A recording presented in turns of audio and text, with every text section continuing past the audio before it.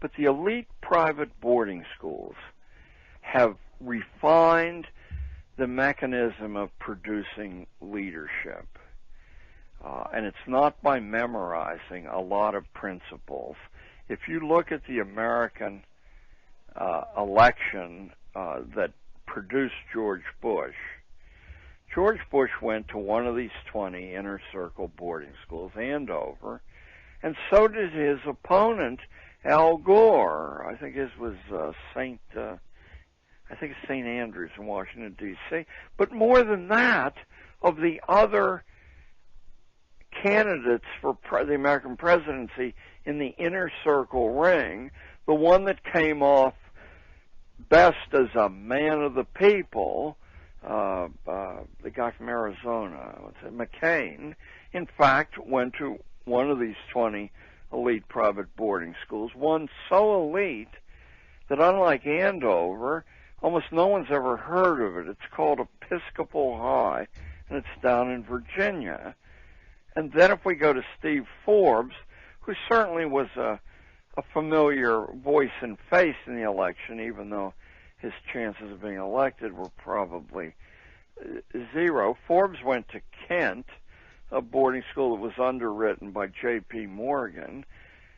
The odd thing is, with the exception of Exeter and Andover, most Americans have never heard of these places. Yeah. John F. Kennedy went to one of them. Choate. Both Roosevelt presidents went to the greatest one of all, Groton. I mean, we're dealing here with a flim-flam game that's so grotesque and so surface that only a national mind incapable of critical thinking could see the oddity of what I'm saying to you. I mean, how many Canadian newspapers have pointed out that George Bush, who'll be the Republican candidate for presidency, is a Yale graduate, and that it's certain that one of his Democratic opponents, the one that goes up against him, will be a Yale graduate too. Why certain? Well, simply because Kerry's a Yale graduate, Dean's a Yale graduate, Lieberman's a Yale graduate. I mean, what are we talking about here? And if you go before the Bush presidency, the previous president, Bill Clinton, had a Yale degree. And if we go before him, the previous president had a Yale degree. Why, God, man, we have 3,000 colleges and universities. Could you ask a Canadian mathematician to calculate what the probability of this I'm talking about is? I mean, there is a system in place that hardly tries to conceal its existence any longer. That's what makes me very funny. I mean, it makes me laugh. It tickles my sense of humor. And none of the press, except the kook conspiracy press, ever mentions these things. You would think just as statistical oddities, this would be common knowledge.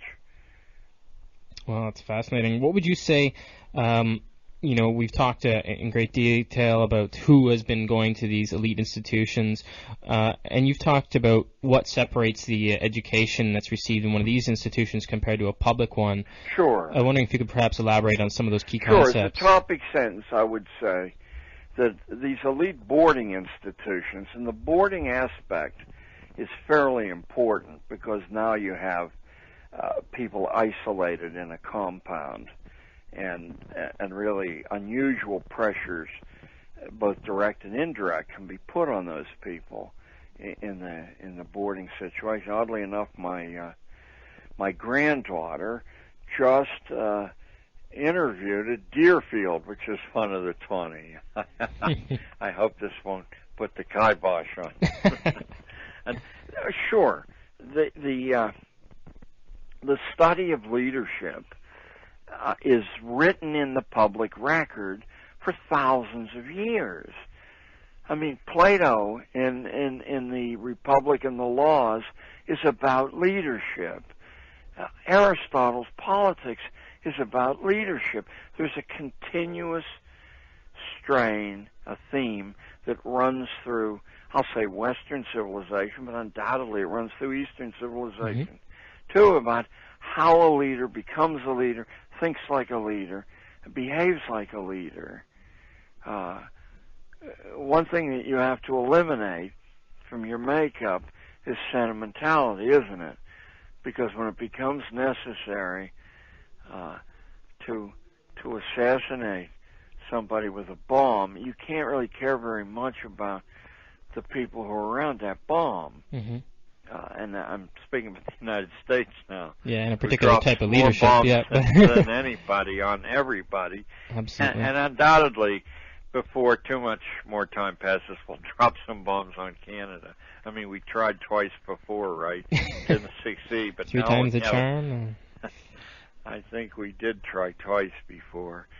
I'm sorry. I'm sorry I got carried away. I ran into a tree in Borneo 2 weeks ago and knocked out all my front teeth. Oh, no. So that accounts for the lisp you're hearing and probably for my dizzy attitude. I mean, this is most of the time I'm overwhelmed with rage when I talk about these things. Okay, the elite private boarding schools, in no particular order, stress the active literacies. I've never seen a school in Canada or the United States, a public school, that stress the active literacies. The term itself is virtually unknown to people, even though a century and a half ago it was a commonly used term in Canada and the United States.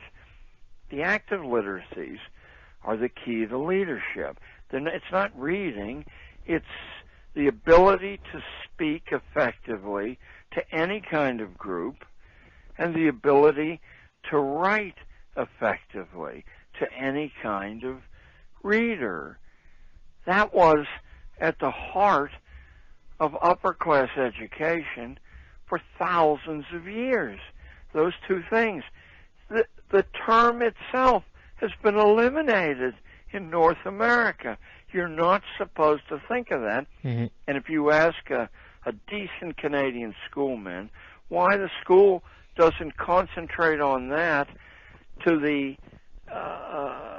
disadvantage of every other thing the school does, it would tell you why we simply don't have enough time. Look, I have 100 kids a day. If I had, and my periods are 42 minutes long each. So if I had each kid just speak once a week for a minute, I would have eliminated the whole week's curriculum. Other than that, to which I would say, well, then do it. Please do that. Okay, so all these elite private boarding schools stress both. The secret to becoming a very, very powerful writer is simply to write 300 words a day. Most kids hearing that, and in fact most adults hearing that would say, oh my God, you can't do that. Well, 300 words is what you speak in 3 minutes. Yes. And you can organize your thoughts on any subject under the sun and lay down 300 words. To reach the postgraduate level, you don't have to write books. You have to be able to organize 1,000 words at the drop of a hat. You shouldn't think, oh, what stress that is. It's just 3 lousy typewritten pages, at least the way I type, and about 3.5 the way other people type. There. Harvard, in the 1940s, required 1,000-word paper every single day in its liberal arts faculty. Wow. Now, here's the interesting part of it. From the post-war years through the 60s, I must have run into 100 references to the magnificent writers that Harvard had produced by its theme a day, practice, and that clearly was the reason. Wow. That Harvard overseeing these themes. However, in the early 1960s, somebody blew the whistle on the program. Here's how it worked. You wrote the 1,000 words. You dropped it into a box in front of the liberal arts building, and you never heard about it again. There were rumors among the students that these were being used to plot your future career and whether you're going to be allowed to run for office and all the rest of that. What actually was done with them is they were immediately taken out and burned. Nobody read any of them, not a single word of any of them. And then this generation of great writers was around. Well, habits lead to an awful lot of our accomplishment, good habits. And habits of good writing are one thing, and habits of obedience, habits of jumping to attention at the ringing of a bell and moving somewhere else, even though you're in the middle of some profound thought about mathematics or who knows what. Those habits, those don't wear off either for a lifetime. Once you've conditioned the population that way, obviously that's not the way they're conditioned in the elite private boarding schools.